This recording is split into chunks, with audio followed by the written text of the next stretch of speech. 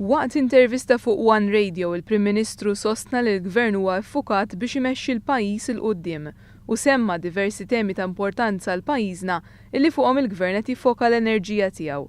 Ewlenija fosthom l-immigrazzjoni illegali li se tkun diskussa wkoll fil-Kunsill Ewropew illi ser jiltaqa' l-ġimgħa d-dieħla. Il-poplu jista' jserraħ moħħu li mhux għax daħlet ix-xitwa u xaw ir-reħu l-maltemp, dan il-Gvern mhux qed jaħdem dwar l-immigrazzjoni irregolari u l-immigrazzjoni illegali.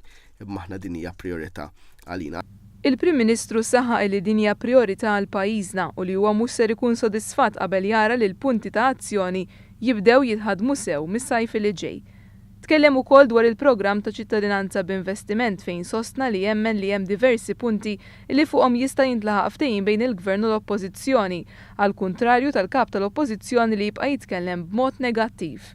Il-Prim Ministru saħaq li huwa konvint li l-programm propost mill-Gvern ser jgħin biex nattiraw l-aqwa talent lejn Malta waqt li ser iwassal biex id-dejn li l-pajjiż wiret mingħand amministrazzjoni Nazzjonalista jinbidel f'fond ta' investiment. Konvintissimu li ħajattira l-aqwa talent lejn pajjiżna, konvintissimu il ħajjen li l-pajjiżna jola l fuq fil-kwalità tiegħu, konvintissimu li ħajibdel wiċċ pajjiżna f'dak li għandu x'jaqsam ma' investiment, opportunitajiet ta' xogħol, kabbir ekonomiku, imma wkoll il-mod ta' kif imbagħad fl-aħħar il-flus li ħajidħlu ħankunu qegħdin nużawhom mhux biex il-Gvern jisott it-toqob, imma biex nagħmlu l-proġetti li hemm fl-edukazzjoni, fil-life sciences, f'affarijiet li għandhom x'jaqsmu ma' innovazzjoni, fuq is-saħħa, fuq il-housing.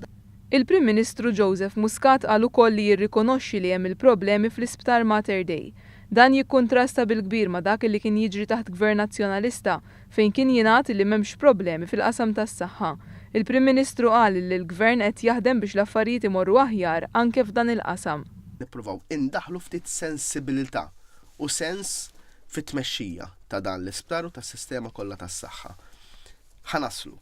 Ħanaslu bir-rieda tajba ta' kulħadd. Dwar il-liġi tal-Unjoni Ċivili kif proposta mill-Gvern, il-Prim Ministru qal li matul il-kampanja elettorali kien hemm qbil bejn il-Partit Laburista u l-Partit Nazzjonalista, iżda issa taħt it-tmexxija ta' Simon Busuttil il-Partit Nazzjonalista bidel il-pożizzjoni tiegħu. Anke li qegħdin fl-oppożizzjoni ma jridux jżommu l-kelma li taw waqt il-kampanja elettorali, jaħseb wara li kieku kienu fil-Gvern x'kienu ħajamlu. Il-Prim Ministru nnota kif l-Oppożizzjoni hija mehdija fl-inkonsistenza u mmexxija minn kap li huwa ostaġġ tal-estremisti fi ħdan il-Partit Nazzjonalista. Il-kap tal-Oppożizzjoni mhux kapaċi jieħu deċiżjoni.